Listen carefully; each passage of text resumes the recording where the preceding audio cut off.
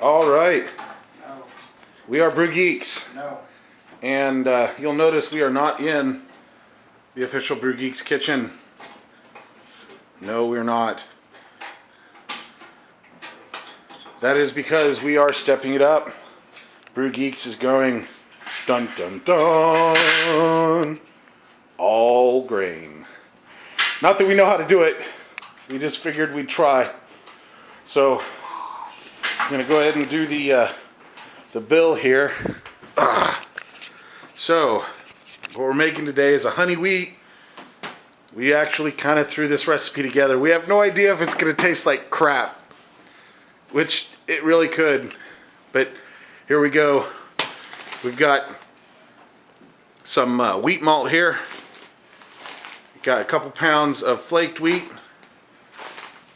Got a couple pounds of honey malt. In here is 5 pounds of Crystal 10 and a little bit of corn sugar, a couple pounds of that just to kick up the gravity a little bit. And then for bittering hops, we're going with the Amarillo, and we wanted to get leaf hops but couldn't find them on our time constraint here, so we're going with pellet. And Citra hops for aroma, 1 ounce of each. And then we have 3 pounds, of course only 2.5 pounds is going into the fermentation, but 3 pounds here of honey. This is fresh, all natural honey. Sean, where did it come from?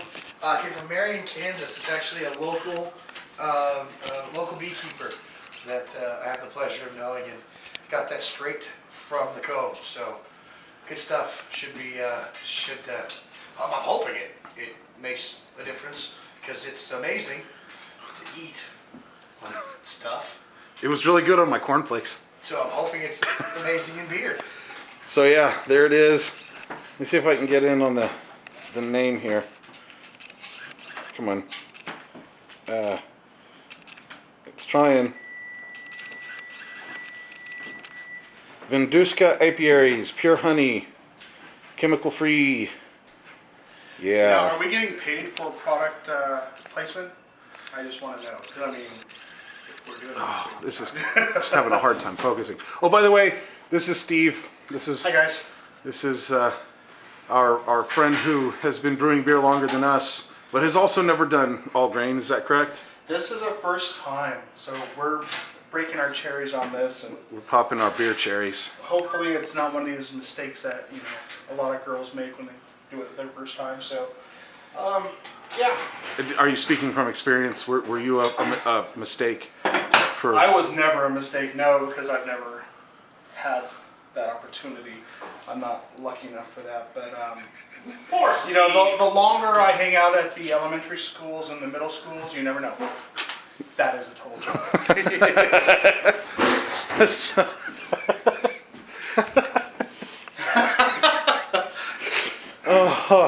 So I see a bit of editing happening here pretty soon.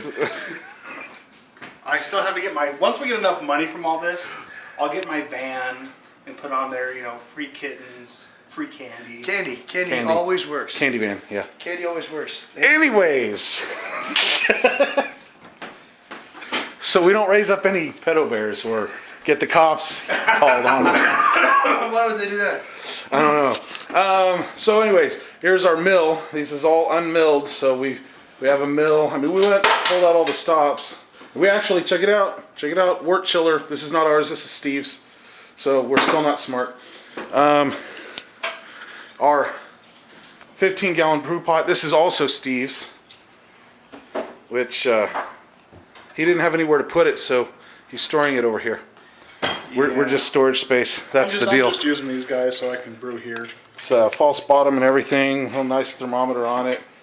Picked that up from what, like Midwest Brewery or something? Midwest Brewery, yeah. I mean, average price online for these things, this is a 15-gallon, is around $3.75.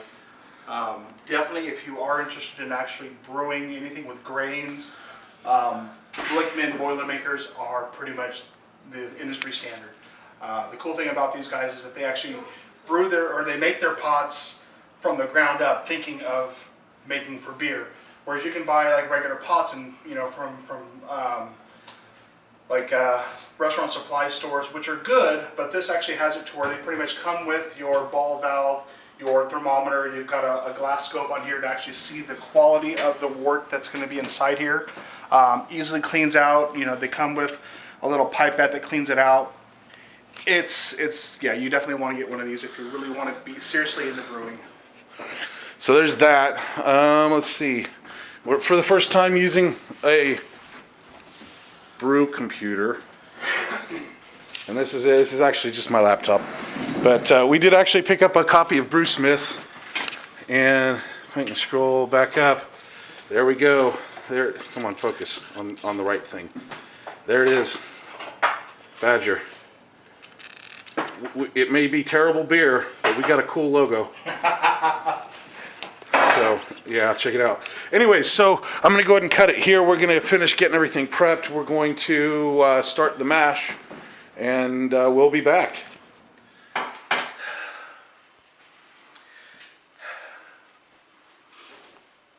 I'm recording. No.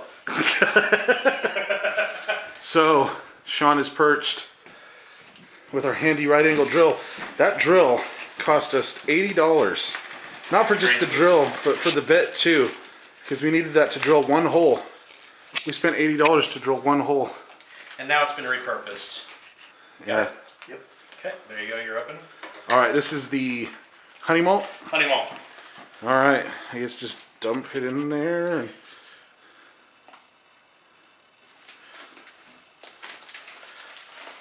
I don't think it's going to hurt anything if it's in there. This is moving fast.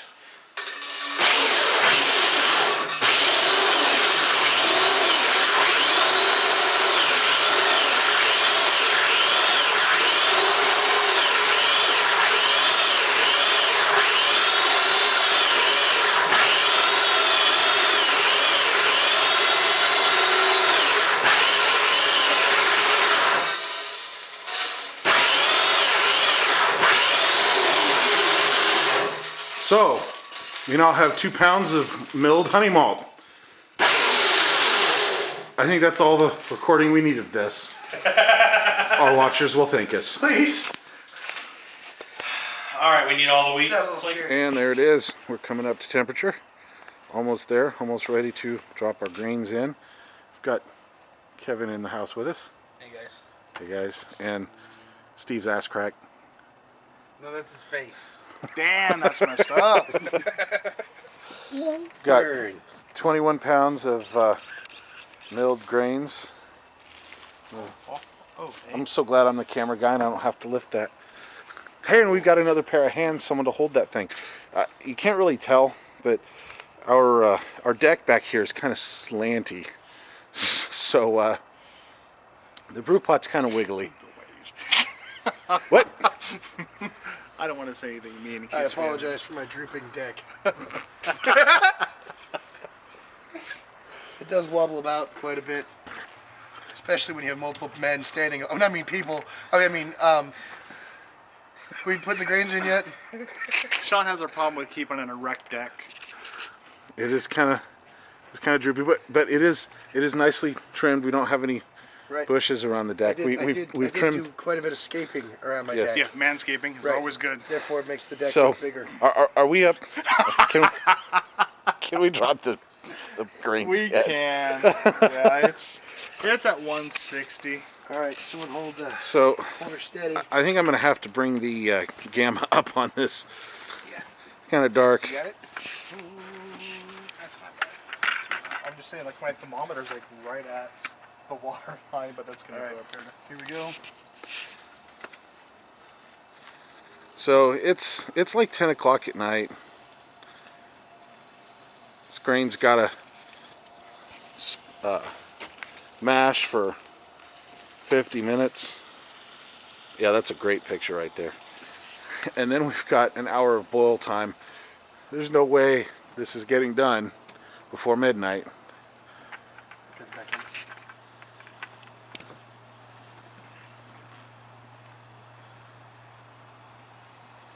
You guys should have come up on the other side.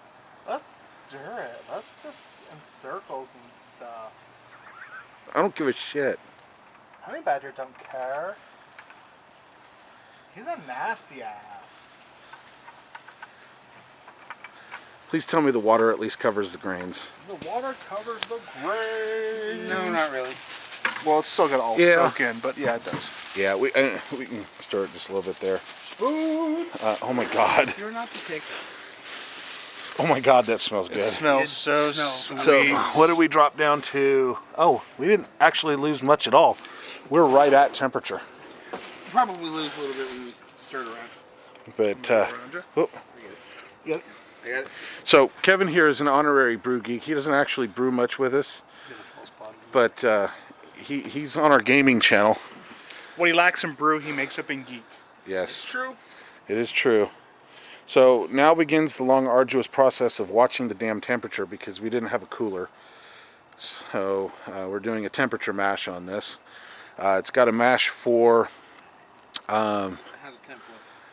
it's got a mash at 167 or 157 157. for 40 minutes. And then our mash out is 10 minutes, bringing it up to 168. And at that point, we will begin our sparging. And of course, like always, BrewGeeks does a GIMP job on everything. So we're going to be sparging with a plastic colander. So we'll be back for that. Looks like we're at like 156. Perfect. All right, we just hit mash out and 50 minutes total mash time. We are going to do our ghetto sparging.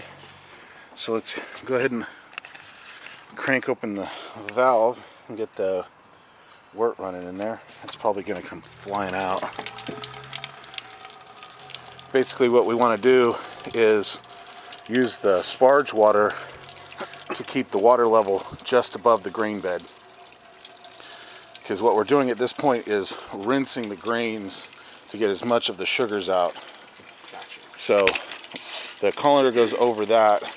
Over this? Yeah, and Just gonna hold I it. mean, I'm gonna we'll Is that just do it. Is that to homogenize it so that it doesn't all come down in one spot? Gotcha. Right, Gotcha. right. To try not to disturb the grain bed, Gotcha. and we don't have to. It's not like we got to do it constantly. We can wait until it settles a little bit.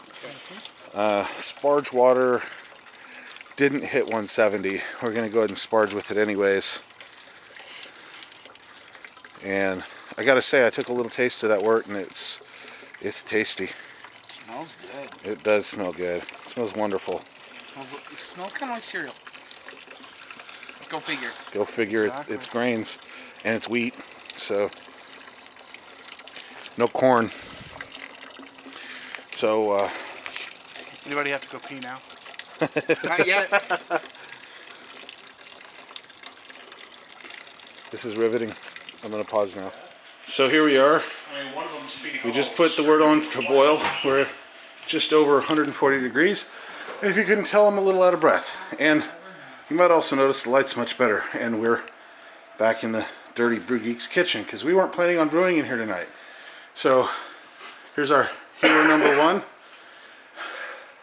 hero number 2, and hero number 3. Because what we've discovered tonight was that the fryers, the burners that you get with your turkey fryer, they're not exactly meant to support 100 gallons of pot and wort. And so Pat, Or 12 gallons. we owe you a burner. We're sorry. But Pat, if you don't see this, your burner's fine, and we straightened it out. Yeah, if you don't see this, and it's your own fault for not knowing who broke your burner, And if you did, for not watching us. nothing happened. This is not the pot you're looking for. So I guess we'll go ahead and take this opportunity. Yes, we almost spilled all of that on that thingy made out of wood outside back. Thank you, the one that we shave. But as you can see, not a drop spilled, thanks to our heroes. This is our fermenter, 17-gallon fermenter, which is a good thing because the yeast we're using, which is the, I forget which one it is, wheat yeast, and it says, you know, to allow 33% headroom in the fermenter. So our 17-gallon fermenter is just big enough for our 10 gallons of beer. So that's that. We are going to slowly bring this up to a boil on our electric stove. And if this actually doesn't even work as a fermenter, you've always got it set up for a beer bong. So. Yes, we can always. Oh my God! I just want to say that wort tastes great. Oh my God, that wort is so good. Huh? I'd like to point something out. Huh? Do not lift or move when full. And it's boiling. We are boiling for about 7 minutes now. Kind of caught us by surprise because the thermometer on here is a little bit off. But I checked it with our stick thermometer and it's definitely at a boil. I thought it was maybe acting weird. I'm kind of surprised with how well this worked sitting across 2 burners like that. I'm gonna blame the pot for being good. So there we are. Didn't even really have much of a hot break. So uneventful. We added our 2 pounds of corn sugar in there, and here in about almost 20 minutes we're going to be adding our first hops. The Amarillo hops here, and those are going to boil for 35 minutes. So that's that. I don't know if you can see it in the video.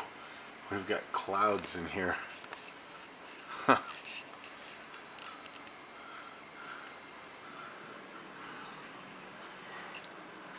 Yummy clouds.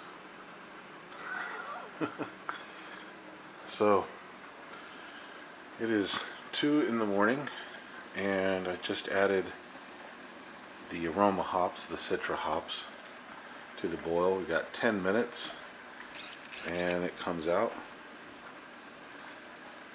and we'll be ready to chill it down and stick it in the fermenter. Stick it in that fermenter. Oh, there it is. Yay, look at them, they're not burping inside there. They're like getting all like bubbly and junky. It's about 10.5 gallons there. Look at that color. It's because beautiful. honey badger don't care. The honey badger doesn't give a damn. That's what he said. Honey badger just doesn't give a shit. So we're just waiting for it to come down to pitching temperature. About 90, 95 Pitch of the yeast? with our Still yeast. got plastic in here, dude. Yeah. Do we? Clean up shit, dude. Oh no. Gotta. These were slap packs, but someone accidentally stuck them in the freezer. Who would do such a thing? Crazy. So I don't know why that would happen. It just did, okay? So, because honey badger doesn't give a damn. Ew, what's in his mouth?